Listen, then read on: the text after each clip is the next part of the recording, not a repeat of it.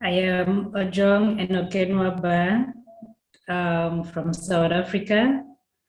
I currently work with C4 as a gender consultant with the Social Inclusion Unit, Gender and Social Inclusion Unit.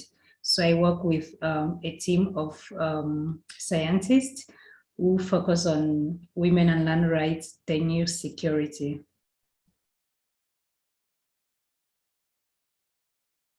So yeah, a lot of what I do with C4 centers around women and land rights across Africa, Asia, and Latin America. So I felt there was need for me to really understand like concepts that kind of ambiguous. I needed clarity, on how to apply some of those concepts and frameworks which I didn't really have a mastery of, especially the aspects. So the course, when I came across the course, I felt, yeah, this was it. I needed this course to really, deepen my knowledge, gain a better understanding and how, learn appropriate ways to unpack and explore some of those different frameworks and tools around women and land rights. It's been amazing. So actually, when I started the course, one of the first things that caught my attention was how they approach theories and frameworks. And I've learned a lot within this short period of time. Interestingly, one of the first things I learned was that there was a difference between a landholder and a right holder.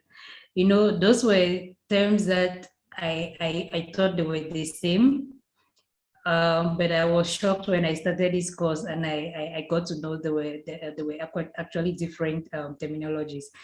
But again, aside that, I've also learned, different concepts around collective land tenure system, private land tenure system, individual, private, collective, communal, and how this applies, across different contexts. So one of the things I've noted so far is that they are quite unique, and how it's applied in a particular context or region might not be the same. For instance, in Africa, how you would see communal land tenure systems might not be the same in Asia, say for instance, Bangladesh or in Kyrgyzstan. So those are the kind of things I'm exploring, which I'm so happy and excited about the course. Yeah, so some of the challenges I had, or which I had in my day-to-day work was, actually making that distinction between legal frameworks, because I really don't have a law background.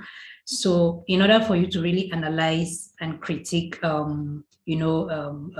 issues related to gender and women, you need to really understand from that whole legal perspective, what are those legal frameworks. So you need to understand the legal analysis for you to be able to make a good assessment of a land rights situation in a context, because these are all often they will deal with policies, So I think those were the kind of challenges I had. But with this course, I've been able to, have a kind of deeper understanding of how legal analysis can be approached, how you can unpack that in order to have a better understanding or interpretation of different contexts when it comes to women land rights.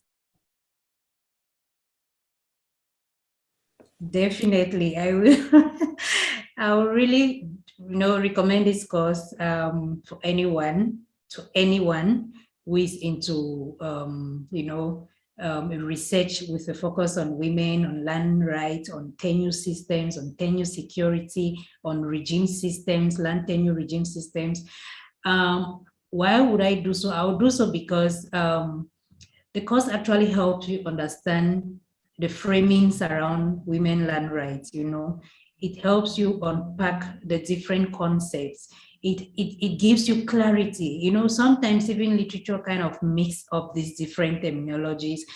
You would hear property rights is defined as this. In another literature, it will be defined as something else. But with this course, you really have an understanding of how to approach these different concepts. It deals with all of this ambiguity. So I'll recommend the course any day, anytime. And yeah, I think it's been a game changer for me.